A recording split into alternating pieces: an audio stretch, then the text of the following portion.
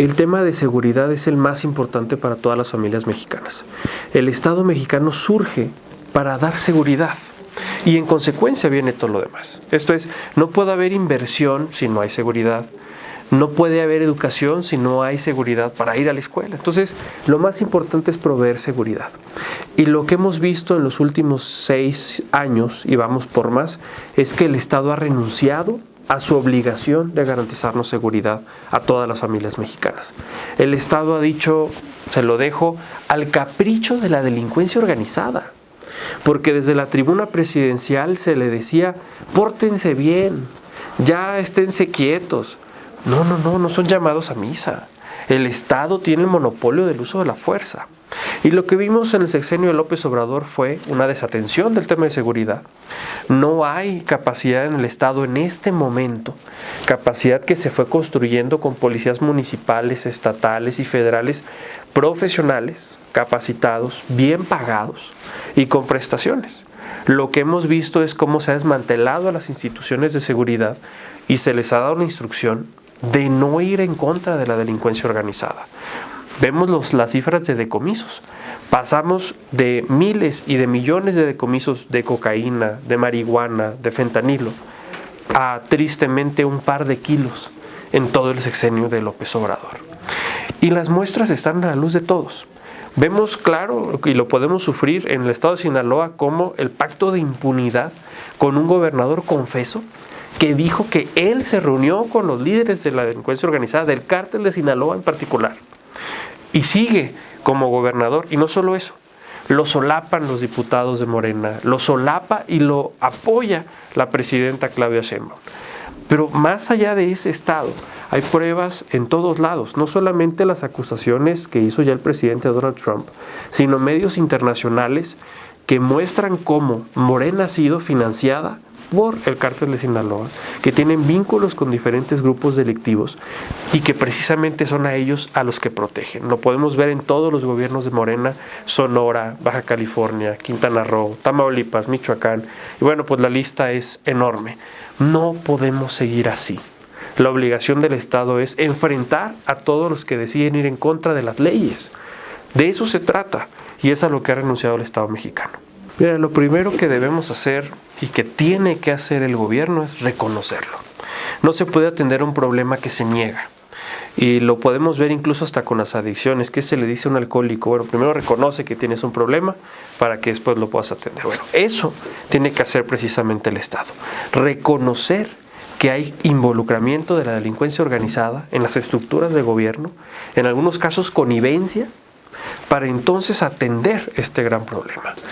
No basta con decir el discurso que vamos bien, o no basta con minimizar los eventos delictivos, porque se ha dicho que son enfrentamientos entre ellos, son unos cuantos muertos. Así sea uno, es la vida de un mexicano o de una mexicana. Y hemos visto inocentes morir, que el gobierno además presume que seguramente si los mataron es porque andaban en malos pasos. ¿Qué pasó con la presunción de inocencia? ¿Qué pasó con querer cuidar a los mexicanos, a las familias mexicanas? Entonces, esto nos lleva por un muy mal camino, en donde los gobiernos estatales, que deben estar enfocados también en atender la delincuencia local, han renunciado a eso. Y le han dejado la plaza, como se dice en el argot criminal, precisamente a la delincuencia organizada. Simplemente han decidido sacar las manos, porque claro, han llegado a esos gobiernos con el dinero y el apoyo de las estructuras delictivas, y quien pacta con criminales se convierte en un criminal. Entonces tendremos que presionar al gobierno para que tome cartas en el asunto y que se deslinden las responsabilidades que se tengan que deslindar, porque esto no va a acabar bien nada más con discursos, porque los discursos de la tribuna presidencial no vuelven realidad. En la calle la gente no se siente segura, las familias están cambiando sus hábitos, ya no salen en las noches, ya no tienen miedo hasta de sacar dinero en los cajeros automáticos, no están saliendo ni con relojes al transporte público, y eso es una realidad. Estamos viviendo en un estado de crisis, de emergencia, por la alta inseguridad que estamos sufriendo. De entrada hay que poner en perspectiva, la Guardia Nacional tiene aproximadamente 50,000 elementos. Y 10,000, esto es el 20%, se va a destinar a vigilar la franja fronteriza del norte de nuestro país. El 20% de los elementos que tenemos. Se ha mandado, y sacaron los números públicamente, casi otro 20% solo a Sinaloa, y no ha sido suficiente. Esto es, la capacidad del estado de fuerza de la Guardia Nacional es muy limitado. Según los estándares internacionales, debiéramos tener policías entre municipales, estatales y federales 1.8 por cada 10,000 habitantes. No llegamos ni a 1. Estamos en 0.7. No vamos ni a la mitad del camino. Y todavía hay que distraerlos no solamente para la franja fronteriza. Hay que distraerlos para que construyan una refinería, para que cuiden un tren, para que operen aeropuertos. Oye, estamos equivocándonos cuando su vocación es proteger y servir. Nos estamos confundiendo y los estamos confundiendo a ellos mismos. Ahora, desafortunadamente no estamos atendiendo el fenómeno migratorio como se debe, porque pareciera entonces para este gobierno, que se dice el más humanista, que los migrantes son delincuentes y que hay que detenerlos y hay que regresarlos a sus lugares de origen. Pero nadie migra por gusto, migra uno por necesidad, porque en su lugar de origen hay alta inseguridad, hay una crisis económica, hay una crisis política, y muchas personas están viendo en México un lugar de migración de destino, se deciden quedar en México. Y no estamos haciendo nada para procesar ese fenómeno migratorio, que si bien es nuevo, en 2018 se firmó ya con López Obrador un pacto, el Pacto de Marrakech, para garantizarles derechos humanos, vivienda, trabajo digno, y los estamos persiguiendo. Y lo peor es que los estamos persiguiendo por instrucciones de un gobierno extranjero. Ni siquiera por vocación propia, sino porque así lo está exigiendo alguien de fuera. La patria siempre es primero. Y desde mi punto de vista tenemos que hacer valer que se respete la soberanía de nuestro país. Desafortunadamente, como el gobierno mexicano de Morena no está cumpliendo con su labor, claramente le llegan presiones desde el extranjero. Presiones a simplemente hacer lo que le toca hacer, lo que está llamado y obligado el gobierno mexicano a hacer, cosa que no ha querido hacer el gobierno. Ahora, si el gobierno de Claudia Sheinbaum llegó a acuerdos con el gobierno de Estados Unidos, con el presidente Donald Trump, entonces que lo diga de manera clara, porque ella ha dicho que llegaron a ciertos acuerdos y de repente vemos aviones oficiales del ejército de Estados Unidos sobrevolando territorio nacional. Y después sale ella a mentir que estaba en aguas internacionales. Perdón, el Mar de Cortés, el Golfo de las Californias, es territorio mexicano, no es agua internacional. Y si se acordó que iba a autorizar la participación de agencias extranjeras como la DEA, la CIA o el FBI, bueno, simplemente que diga, ¿saben qué? Nuestra soberanía llega hasta aquí y entonces yo tuve que ceder en esto.